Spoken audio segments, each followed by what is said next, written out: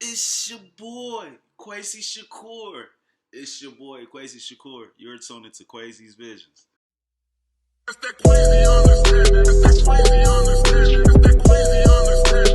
Crazy, not crazy, baby. Crazy, not crazy. Crazy, understanding, baby. I was born on Sunday, driving up on coffee. You don't understand me. Crazy, baby, not crazy. Crazy, not crazy. Crazy, understanding, baby. Okay, so welcome to Kwesi Visions, and today we're going to get into what if the Matrix 4 wasn't really the Matrix 4? What if it was just an offset, like another trap to keep Neo within the Matrix? And there are a bunch of Matrices. And what if John Wick is the true Neos out of all the Neos? All right, first things first. What if John Wick is Neo? That's the gist of everything. What if the Matrix 4 wasn't really a conclusion? What if it was just like a firewall just to keep him trapped within the confines, within the bounds of the Matrix? Basically, letting him gain a sense of freedom, in a sense when they kept hinting towards the sense of human emotions and love, and how realistically Neo nor Trinity was truly trying to save everyone. They were just trying to get back with one another, and in doing so, they plan on a human emotion. And they also hint towards some humans not even wanting to be released from the Matrix. What if the real world wasn't the real world? What if it was just another confines of the Matrix? What if that Neo and Trinity that we seen was just another version of Neo that was inside the mini boxes when he went to go see the original architect? Okay? And what if the new architect is just another version of the architect, which he is, but there are different worlds or different dimensions within the system or the matrix, which is what makes a matrix, a system upon systems. And what if there are matrices upon matrices, which is another source of another sense of systems upon systems. All right, now let's get into the juicy part where I really start to tweak with stuff in my own little way. So John Wick love interest, hairstyle, very very similar to Trinity. What if by John losing his love and his version of the John Wick verse and the sense of him the need to fight, have everyone saying like, "Do you know peace?" They keep hinting towards it, and then you have the emergence of Lawrence Fishburne character, the one who finds Neo.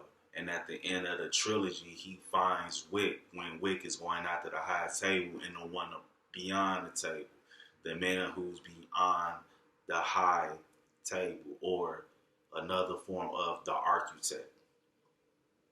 Okay? Let me start over with you. One, his love interest, Trinity, being lost, being dead. Just like at the end of the original trilogy, Trinity was lost. What if when he got rebooted back into the system, when the system began to reassert itself and they began to change things and tweak things, he emerges as John Wick, having memories of being in love and in his regular life, but you don't really see too much of them beforehand, right? I'm just speaking on the first three Wick movies. She leaves him a puppy, something to keep him connected and keep him within due bounds. And the first chance he gets to go off the haywire, he's back fighting, he's back struggling with the way things are. And then he steady is conflicted with the red pill, blue pill effect, which is a choice. Either you are in Wick or you are out. You got out. You got out.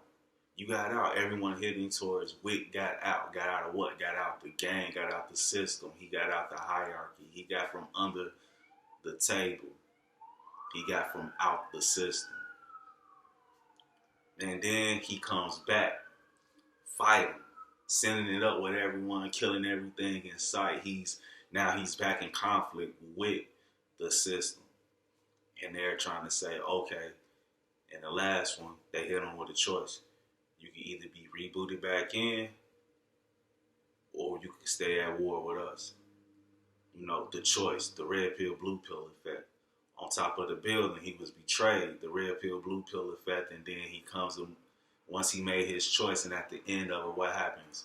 Lauren Fishburne saves him, pulls him out. All right, so when you talk about Morpheus, he's always depicted as the one who finds the one, who brings the one out. He's the one he's the seed to leading the one or assisting one in getting out. That's the prophecy behind Morpheus. Okay, so now let's just kickstart into how I would do John Wick 4. What if I make the whole movie a John Wick movie, but like directly at the end, have some Matrix shit going on, like just one scene, like he's going against the one who sits above the table, above all, going against a henchman. Excuse me. Messed up my ribs a couple of months back, but I'm getting better. Okay, so he's going against the one who sits beyond the table, or we could say the architect in the John Wick verse. He's going against him and his minions, and at the end they get into like a hand-to-hand or melee duel, and something happens when he brings out his wife.